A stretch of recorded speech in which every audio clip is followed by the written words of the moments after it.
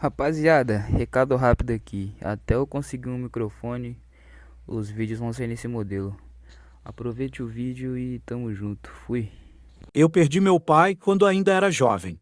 Quando minha pequena e atrevida irmã e eu estávamos amadurecendo, minha mãe disse: "Filho, você deveria se tornar um xamã, você tem as qualidades de um. Os espíritos te protegem. Se você não trilhar o caminho de um xamã, uma ira terrível cairá sobre você um dia." Em continuação, minha mãe forçava cada vez mais a religião em mim. Ela me dava poemas estranhos, pinturas e rituais. Entretanto, eu já havia planejado minha vida. Então não poderia aceitar nada daquilo. E em rebelião, foquei ainda mais em meus estudos. 10 anos se passaram dessa forma, e quando eu estava me tornando um homem independente na sociedade, eu morri em um acidente no tráfego. Eu não conseguia acreditar. Era essa a ira que minha mãe havia mencionado, mas o que era mais difícil de acreditar foi que eu havia reencarnado. Eu não conseguia acreditar que um pós-vida realmente existia.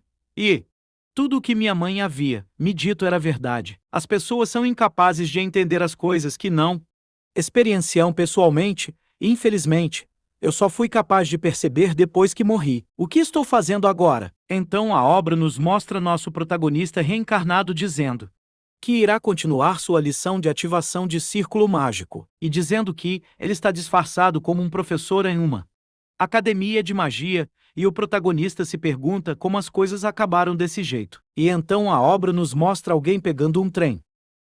Cabine 403 deve ser a terceira sala no compartimento. A pessoa encontra sua cabine, e entrando nela, ele se encontra com outro homem lendo um jornal.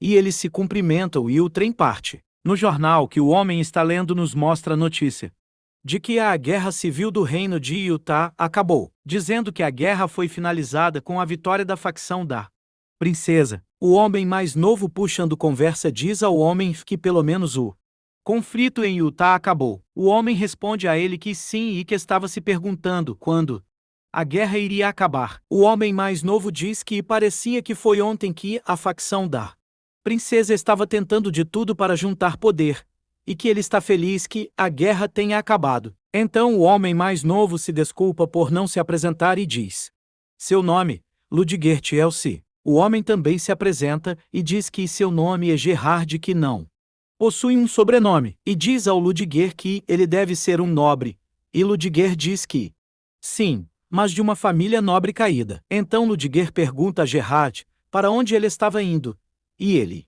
diz que estava indo para a capital do Império. Ludger, puxando o assunto, diz que é fácil de fazer turismo no Império de Ezileon, devido à sua engenharia mágica avançada, e de que ele está a caminho de Letzvek, e que foi indicado recentemente para a Academia Soren do Império de Ezileon. O homem surpreso diz que, apesar de ser tão jovem, ele é bem habilidoso. Ludger, todo sem jeito, diz que não é nada disso e que ele quase nem passou. O homem diz que muitas pessoas nem ao menos conseguem dizer quase nem passei, e que é para Ludger ficar orgulhoso de si mesmo. Ludger agradece o homem e diz que ainda enquanto estão no assunto da guerra civil, se o homem ouviu sobre o rumor de que a pessoa que levou a facção da princesa à vitória não foi um mago multi-habilidoso ou algum alto cavaleiro, mas um mercenário vagante chamado Machiavelli. O homem diz que entende sem quase nenhuma reação, e Ludger diz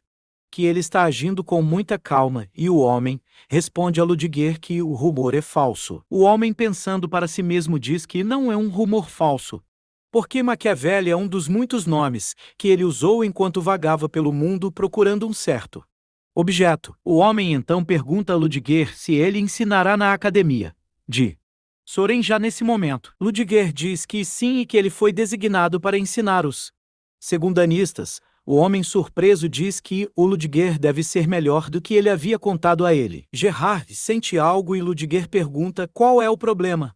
E Gerard, antes de dizer algo, o trem explode. Com os dois surpresos, Ludger pergunta a Gerard se ele acha que o motor explodiu. Mas Gerard diz que isso não é possível porque o trem é feito com engenharia mágica e deveria ser bem protegido. Então Gerard diz que é uma emboscada. E Ludger se pergunta se o trem está sendo atacado. E então Gerard diz que provavelmente é o trabalho de um ladrão, à procura de um mercador rico, ou um nobre. E se realmente for isso que está acontecendo, deve existir um bruxo entre os ladrões e Gerard diz que eles devem se esconder ou sair dali. Ludger pede para Gerard esperar por precaução e pede para deixar Lou ir na frente, e Ludger sai na frente e diz a Gerard que acha que eles são os únicos no quarto compartimento do trem. Gerard pergunta a Ludger se ele acha que os outros passageiros estão se protegendo em suas cabines, e Ludger diz que as cabines possuem um feitiço de proteção. Gerard diz que isso não é ideal, já que o lado de fora do trem estava sendo protegido pela mesma magia, e o que significa que as cabines não são mais seguras. Gerard diz a Ludger que parece que a explosão aconteceu no terceiro compartimento, e Ludger diz que está bem ao lado deles e pergunta por que acha que eles não foram até ali. Gerard diz que se ele fosse um dos ladrões, ele iria começar com o primeiro compartimento, e Ludger diz que sim, pois os passageiros ricos estariam na primeira classe, e diz que essa situação é bem favorável para eles. Gerard diz a Ludger que eles deveriam usar esse tempo para fugir para os fundos enquanto aguardam até que os guardas da fronteira apareçam, enquanto um ladrão entra pela janela do vagão. Ludger fala ao ladrão para que se afaste, enquanto Gerard diz que o ladrão não parece estar em bom estado. Então o ladrão saca uma faca e avança nos dois. Então Ludger lança alguma magia em cima do ladrão que partia para cima deles. Gerard pergunta a Ludger se ele matou o ladrão, e Ludger diz que não e que só o paralisou temporariamente. Ludger vai em direção ao ladrão, e Gerard diz a ele que isso é perigoso, mas Ludger diz que está tudo bem e irá interrogá-lo suavemente. Então Ludger, interrogando o ladrão, pergunta a ele qual é o propósito dele em atacar aquele trem. Então o ladrão ri. E Ludger diz a ele que ele não o mandou rir e pede para ele o responder. O ladrão diz a Ludger que vermes sujos como ele merecem morrer, e mostra uma bomba amarrada a seu corpo com o temporizador prestes a explodir a bomba. Então Gerard pede a Ludger para que ele saia dali, e então a bomba explode o vagão em que eles estavam. Após a explosão, Gerard pergunta a Ludger se ele está bem.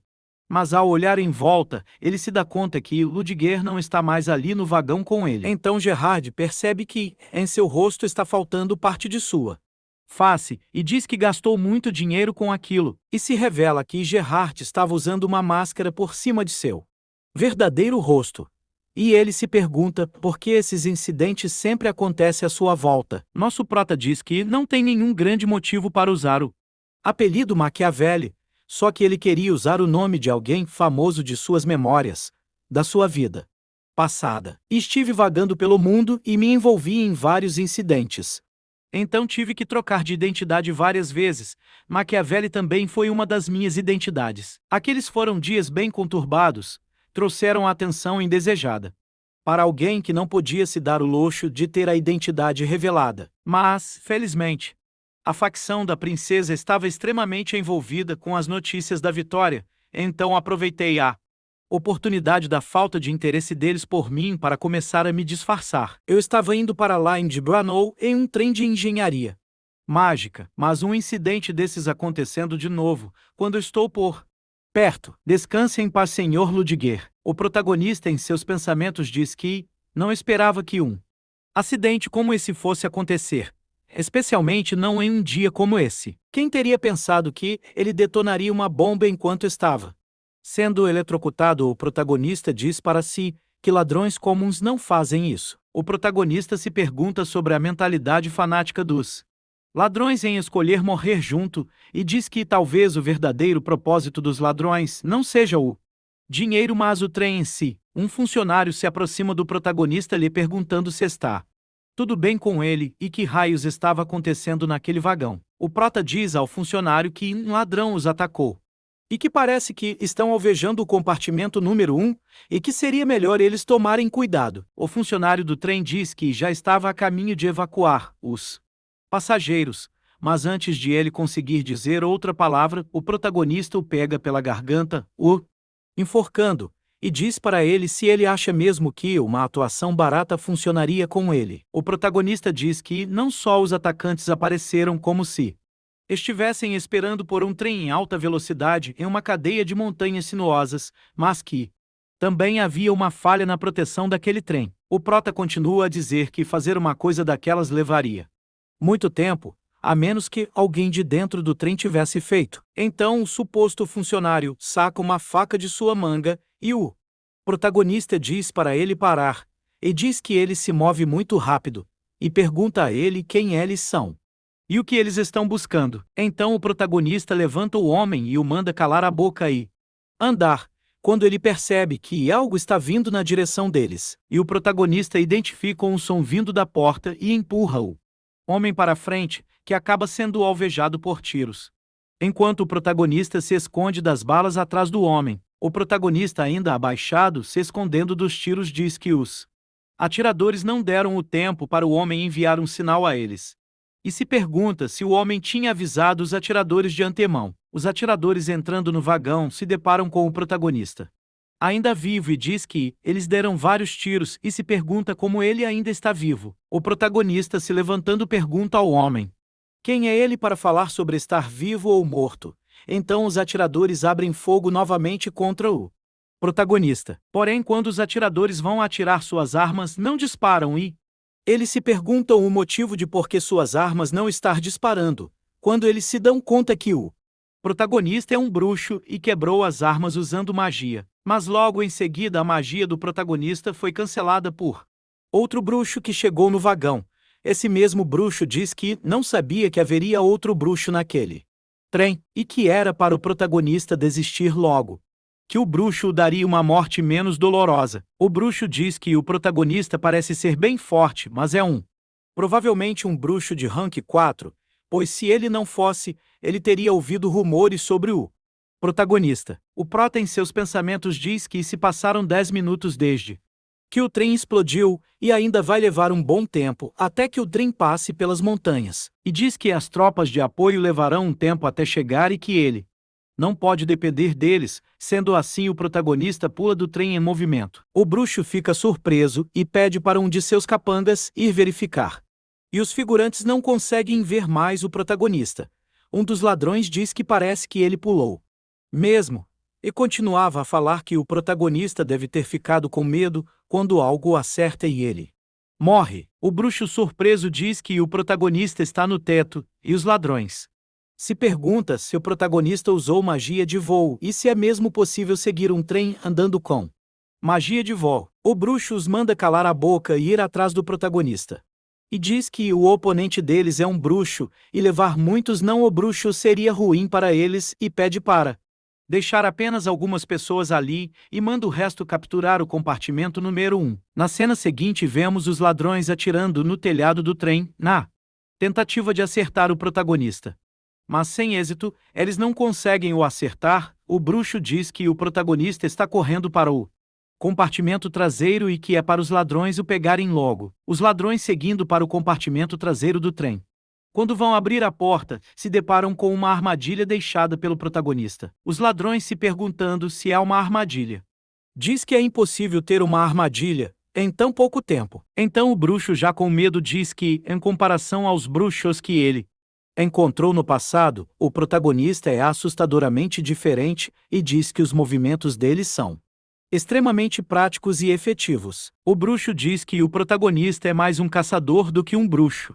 Talvez até um mercenário. Logo em seguida, os ladrões e o bruxo se dão conta que o protagonista separou o compartimento do trem e os ladrões diz que ele fugiu.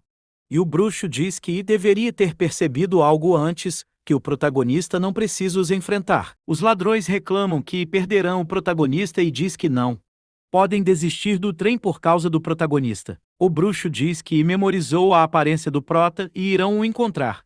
E então vão o matar. Quando o bruxo sente uma onda de mana muito forte, e se pergunta o que é aquilo e de onde aquilo veio, e olhando para trás assustado, o bruxo se dá conta que o protagonista está ali e se pergunta como ele foi parar ali e continua a se perguntar se o prota está ativando uma armadilha, enquanto o protagonista reúne mana e libera um poder extremamente forte em cima dos ladrões e do bruxo, enquanto o bruxo é pego em cheio pelo disparo de poder do protagonista. Ele diz ao resto de seu grupo para que fujam. Entretanto, já é meio tarde e o protagonista varre o vagão inteiro, se perguntando se acabou. Então o bruxo, todo machucado por ter sido pego em cheio pelo poder do protagonista, mas ainda vivo, pergunta ao protagonista por que ele os matou e se ele não tem pena deles, e continua a dizer que seus colegas usaram a força deles para esse mundo, enquanto o bruxo dizia sobre as pessoas que o protagonista matou.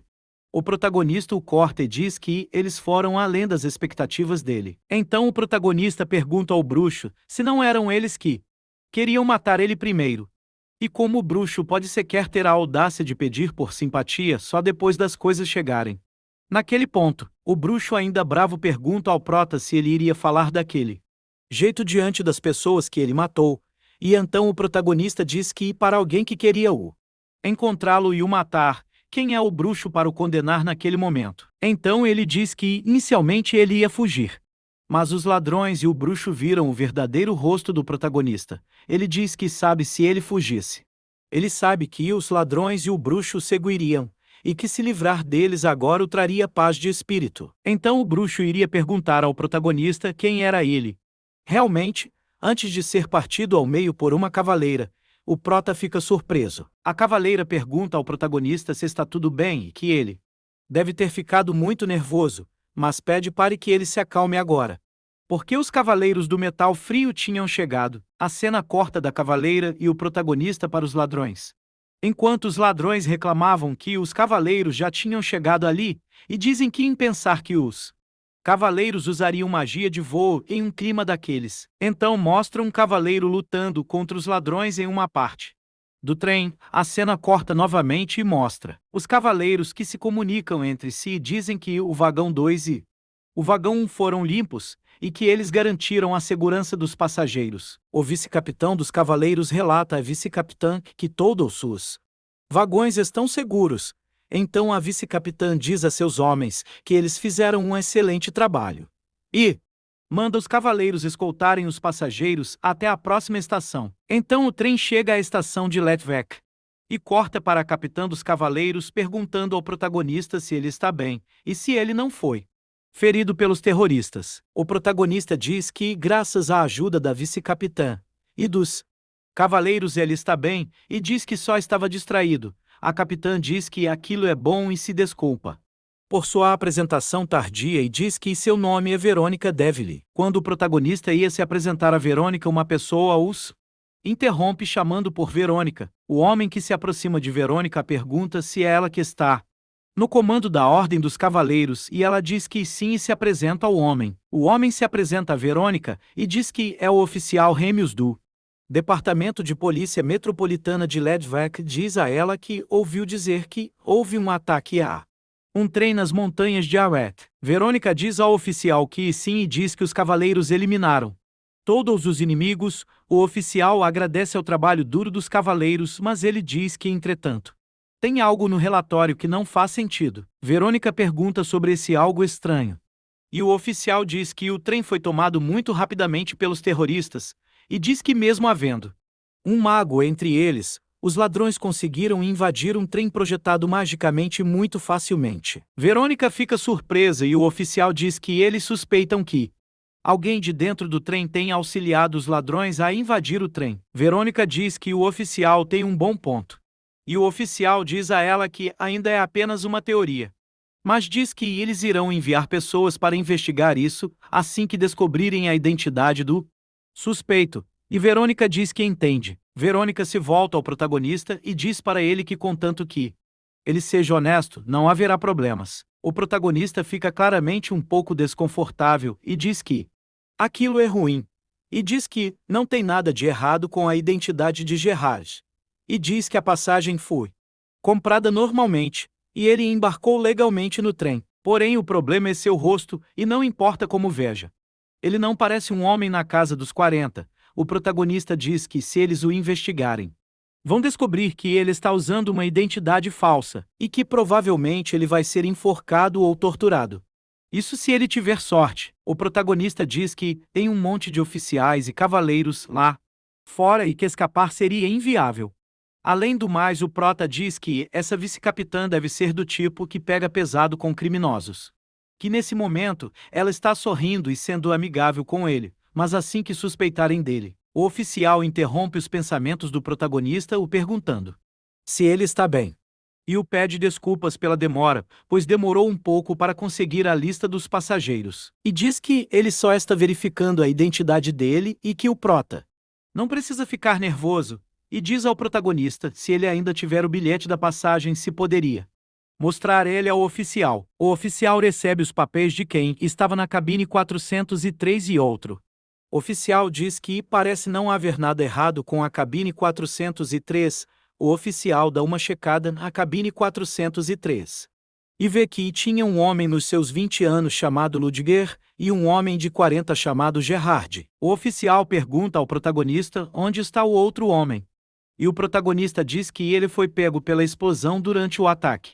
E diz que aconteceu enquanto o trem estava passando pelas montanhas Aret.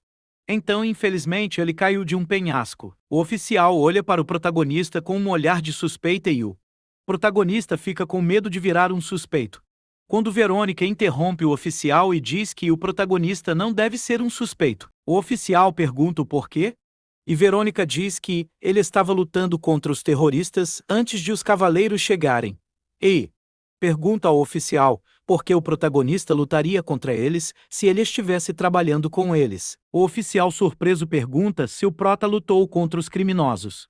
Então o oficial diz que entende e pede perdão, pedindo perdão ao Sr. Ludger. Olhando mais um pouco, o oficial percebe que Ludger era um recém-contratado da Academia Soren, e ambos, tanto Verônica e o oficial, ficam surpresos. O protagonista, se aproveitando do equívoco, diz ao oficial e a Verônica que era isso mesmo, e como ele disse, ele é o novo professor deles e acaba por tomar a identidade de Ludger Chelsea e se apresenta como tal. A cena corta já para fora do trem e mostra o oficial pedindo desculpas pelo inconveniente ao Sr. Ludger. O protagonista diz que não foi nada e diz que foi capaz de chegar ali confortavelmente graças a eles. O oficial se oferece ao protagonista a escoltá-lo até a academia Soren, mas o prota recusa, e o oficial diz que ele é um homem que irá ensinar as futuras gerações do Império e como eles simplesmente poderiam deixar ele assim. O prota em seus pensamentos diz que seria pior se ele fosse